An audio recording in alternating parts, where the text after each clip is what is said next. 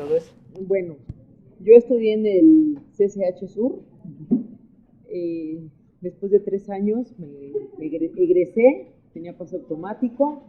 Escogí la carrera de Ciencias de la Comunicación porque desde que yo iba en primero de secundaria, la orientadora vocacional de mi secundaria, que era una secundaria pública, la número 34 en el Distrito Federal, fueron a preguntarnos a las alumnas en una escuela de puras mujeres qué nos gustaría estudiar. Entonces, pues yo la verdad no sabía que quería estudiar Ciencias de la Comunicación, pero como a mí me gustaban mucho los deportes, yo quería ser cronista deportiva, yo quería ser el Mago Septién, así se lo dije, ¿no? Pues yo quiero ser el Mago Septién. Entonces la orientadora investigó y me dijo, bueno, creo que tú quieres ser cronista deportivo y pues la sugerencia que te doy es que si quieres ser comentarista deportivo, pues tienes que estudiar la carrera de Ciencias de la Comunicación.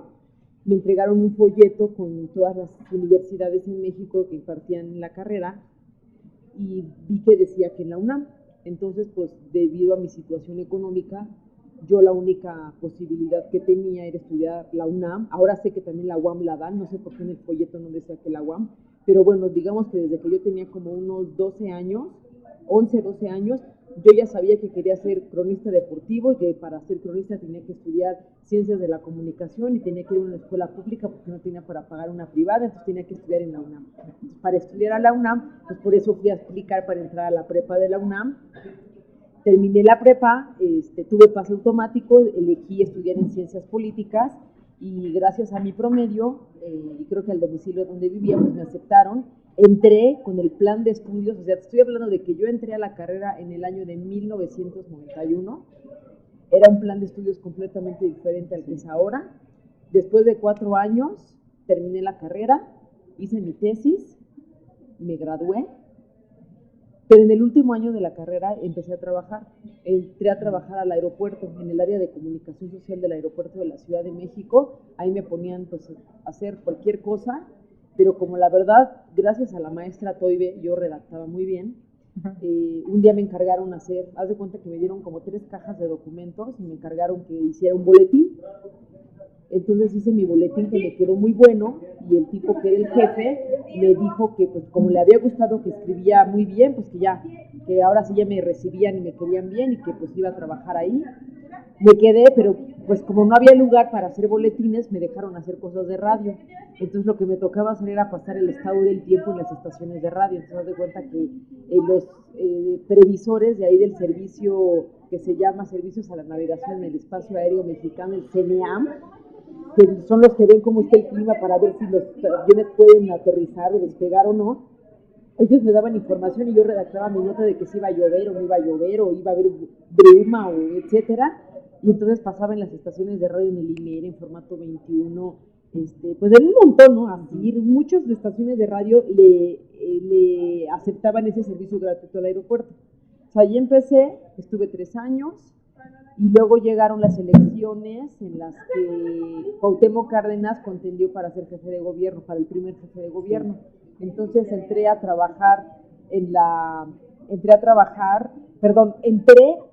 aplicar en Monitor cuando existía José Gutiérrez Vivó, no sé si se acuerdan de él, señor que tenía un programa de noticias en radio que era el más importante de México. Y entonces hice un casting, entré a trabajar ahí por un día para las elecciones, les gustó mi trabajo porque pues entrevisté a Cuauhtémoc Cárdenas en el Zócalo y yo solamente era una empleadilla de un día, pero logré subir al camión de Revilas donde dio su discurso del templete en el Zócalo, y como le saqué una declaración así como que esta chava de ser buena, ¿no? Meses después me mandaron llamar y me dijeron que si quería ser reportera, hice los exámenes, me quedé, pero yo quería ser reportera de deportes, y entonces me dijeron que no, que ahí las mujeres no cubrían deportes, porque el señor que era el jefe de deportes pues era un poco misógino y solo quería tener equipo de hombres. Entonces me fui a información general y pues cubrí todo, delegaciones, inundaciones, incendios, charcos, todas las fuentes menos gobernación y presidencia. Me asignaron a cubrir el gobierno del Distrito Federal, cubría la Asamblea Legislativa, el Senado, la Cámara de Diputados. Y cuando estaba cubriendo eso me mandaron a la campaña presidencial de la Bastida, la cubrí y después un día tenía que hacer guardia en fin de semana. Los chavos de deportes eran muy poquitos, me pidieron apoyo como me tocaba la guardia, pues para ayudarlos a cubrir el maratón de la Ciudad de México, y como pues me gustaban mucho los deportes y sabía y conocía los corredores y todo eso, pues hice una buena cobertura, y entonces la jefa de información de aquel entonces, Estela Libera, preguntó, ¿no? Que yo porque sabía de deportes, alguien le dijo que mi sueño frustrado era que yo quería ser reportera de deportes y que no había tenido la oportunidad, me cambiaron a deportes, luego me corrieron de monitor por ser grilla. Me fui a trabajar con Broso al Mañanero en el Canal 40, al mismo tiempo entré a trabajar a la revista Proceso, luego me salí de Proceso y me fui a trabajar a Televisa con Broso, y luego entré a Televisa Radio, ahí con Carmen Aristegui y Javier Solórzano, y luego también ahí me corrieron, y regresé a Proceso, y ahorita ya sigo trabajando en Proceso. Tengo 7 años desde 2006. ¿Sí son 7? 7 y 6, 13, no, ya voy a cumplir 8 años trabajando en la revista Proceso. Esa es mi historia. Bueno, y la pregunta por la cual, la que me citaron, era ¿cómo se aplica la investigación en tu medio? ¿Cómo aplicas tú la investigación periodística? Uy, pues mira, concretamente para mí, Beatriz Pereira, que trabajo en la revista Proceso, que es un semanario que se dedica a hacer investigaciones sobre temas de política, de sociedad, de comunicaciones, medios de comunicación, narcotráfico, bueno, todos los temas, cultura, deportes, todo. O sea, la investigación es fundamental. ¿Por qué? Porque, por ejemplo, yo tengo que hacer reportajes, y los reportajes no es algo tan fácil como hacer una nota que vas a cubrir una conferencia, o es algo breve. Un reportaje requiere de que te allegues fuentes de donde puedas obtener información, que verifiques esa información y que la publiques, que equivale exactamente a lo mismo que en la investigación, que en la metodología de investigación tú hagas una hipótesis y luego recopilas la información que te sirve para comprobar o para desmentir tu hipótesis. Y después ya dices, no, bueno, pues mi hipótesis se comprobó por esto, porque investigué esto, y entonces planteas A, B y C. O, pues no lo pude comprobar, entonces no se comprueba mi hipótesis porque lo que encontré es esto, y en mi caso, por ejemplo, yo no puedo publicar un reportaje. O sea, la metodología de investigación es fundamental porque me permite que mi trabajo tenga rigor, que no sea una ocurrencia, no es algo que a mí se me ocurrió y yo creo que eso pasa y lo escribo, ¿no? Tengo que comprobar algo que yo creo o algo que yo sé que pasa o que alguien me contó, que alguien me dijo, yo lo tengo que comprobar.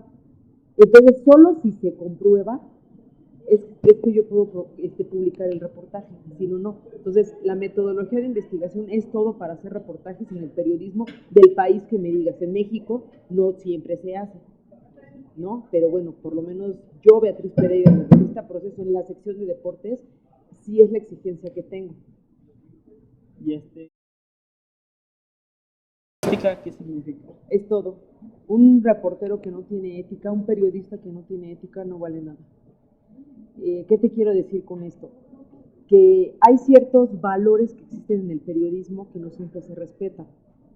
Y es muy difícil que se respeten porque el medio en el que trabajamos te condiciona. Por ejemplo, yo te puedo decir que todos los medios tienen intereses económicos, comerciales, políticos. ¿Por qué? Porque, por ejemplo, si tú ves el periódico Reforma, pues el periódico Reforma como que responde a los intereses del grupo empresarial en México, ¿no? El Excelsior, pues es un periódico que está casi trabajando de la mano con el gobierno de la República, ¿no? O sea, priista declarado, y aquí todo lo que diga el presidente está bien, no cuestionamos. Proceso cuestiona a todos, a los buenos, a los malos, a los peores. Por ejemplo, a Proceso nos identifican como un medio de izquierda. Yo te puedo decir que es un medio que es pues antigobiernista, somos oposición, o sea, no importa que el gobierno sea del PRI, del PAN, del PRD, siempre somos oposición, siempre nos estamos fijando qué están haciendo. Entonces, ¿cómo juega la ética aquí? Si yo soy un periodista que digo que tengo ética, tengo que responder a los valores del periodismo. ¿Cuáles son los valores del periodismo?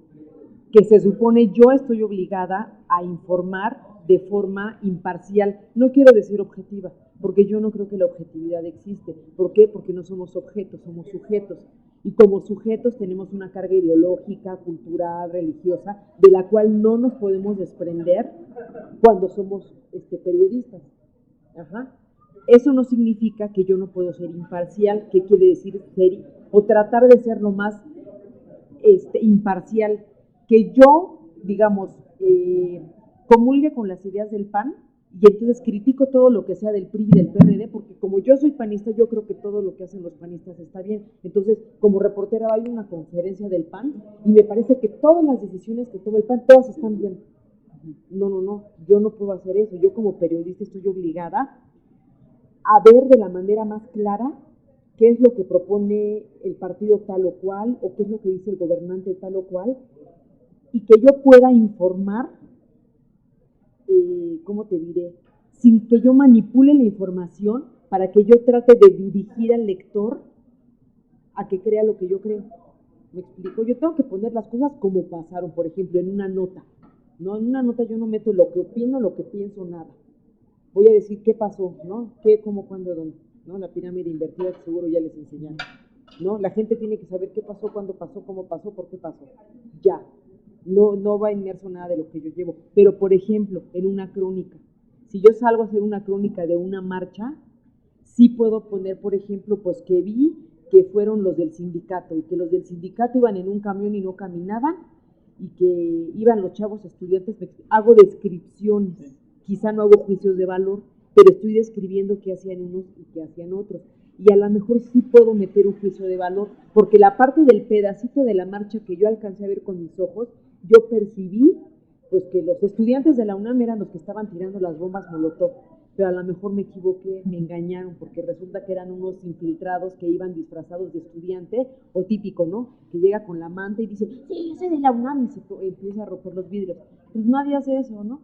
O sea, entonces mi criterio me puede permitir decir, unos tipos que se identificaban como estudiantes de la UNAM rompieron vidrios, que no es lo mismo que yo diga, los estudiantes de la UNAM rompieron los vidrios, porque no me consta que son estudiantes.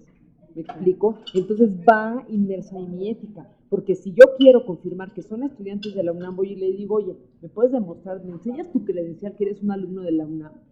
Ah, no, sí, mira, somos de... ok, entonces con ustedes rompieron los vidrios, me puedo ganar también que me golpeen, me peguen, me quiten la cámara, qué sé yo, pero sí mi obligación es ir a confirmar que de verdad son estudiantes de la UNAM y no nada más calificar porque el chavo llegó gritando que era una de la UNAM con una playera de los Pumas, que sea suficiente para que yo asegure que son estudiantes de la UNAM. Entonces la ética está en todo momento, muy difícil de mantener, porque por ejemplo, si resulta que yo me encuentro una investigación de que aquí en la zona de Cuicuilco van a derribar vestigios prehispánicos, ruinas, algo que encontraron porque van a construir el centro Telmex.